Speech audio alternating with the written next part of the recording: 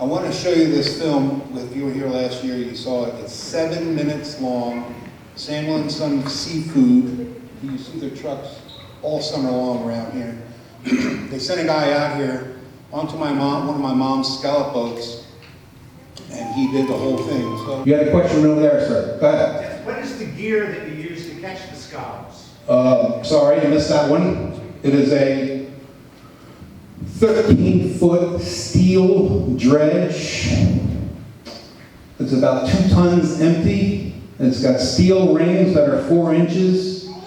That has to be 4 inches, so when they get boarded offshore, all the time by the Coast Guard, they come in with a thing that measures the rings, and if it's less than 4 inches, then that boat is in. Whatever they caught is confiscated, because they want 4 inches to let the little ones go through.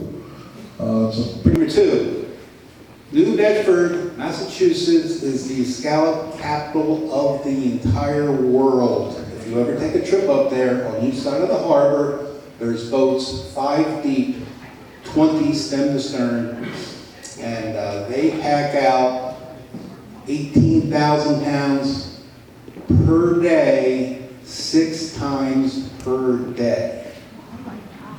thing to say. I know this is a big issue. I don't know how to solve it. What we're doing, I don't think, is the way to do it. However, whatever. When our monk boats go out fishing 45 miles east at approximately 40 fathoms 6 feet, their nets are about this tall because the monkfish never leave the ocean bottom, ever.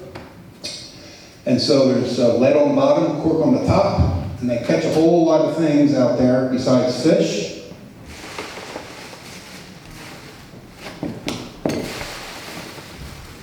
And it is this garbage, which is poison. Most of these things I'm holding in my hand are Mylar balloons. You can buy them at any shop over there in Manahawkin for parties and graduations. In the springtime, they catch a ton of congratulations on the bottom of the ocean. We know they're on the bottom because that's all their net is sitting on the bottom. And so when they catch them, they bring them in and throw them into the dumpster. Some of them they give to me to show you what is out there. The problem with this is, besides pollution, is the sea turtles in this world's main diet is jellyfish. On the bottom of the ocean, these things look like jellyfish, and the turtles eat them. Turtles' throat are made so that they can't regurgitate anything they eat. So, once they eat it, it's over, and they die a slow and painful death, and it's 100% mortality rate for those turtles that eat this garbage. You have a party with those Mylar balloons, and you're done. All you have to do is deflate them and throw them into the garbage. They go to a landfill, doesn't bother anybody. Hi, everybody. So everybody got a scallop, I hope? Yes. All right, well, we're going to cook a couple more. You guys saw how hard those guys work catching them. It's a lot easier to cook them, unfortunately. So we're going to sear them today. The reason why I served them when you guys came in is because when you sear them, you want to eat them right away.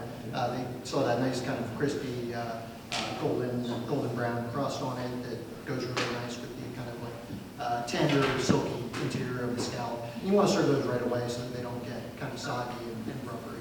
So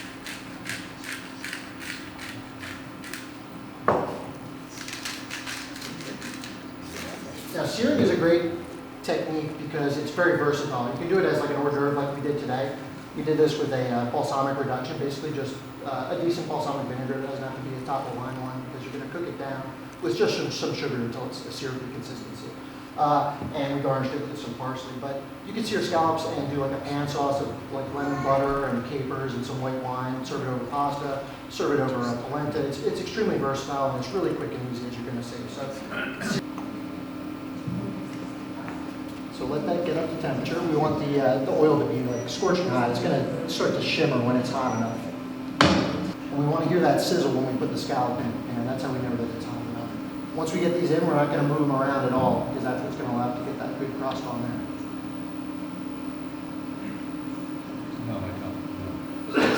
So you hear how this sounds? Hear that sizzle? That's what we're going for.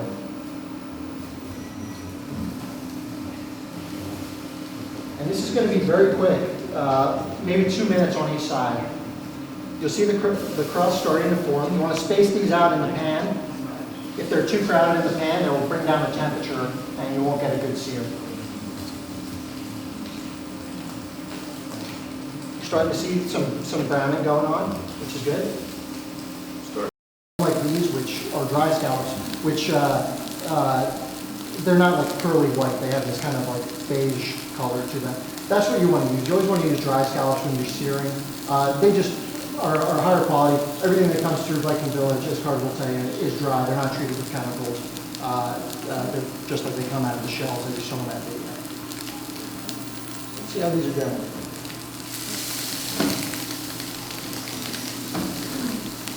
Check this first one that we put in with our tongs. And let's go another second. So we get that good crust on there. This induction burner won't get as hot as the gas burner in the kitchen. You want it to be extremely hot. So this may take a little bit longer than it did on the gas burner in the kitchen, but also creates less smoke, which is good.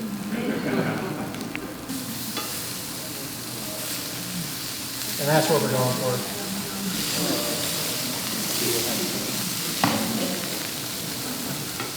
Ones that take a little bit longer.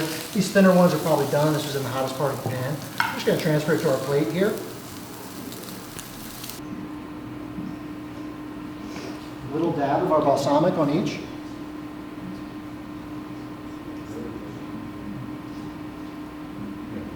And there you have it.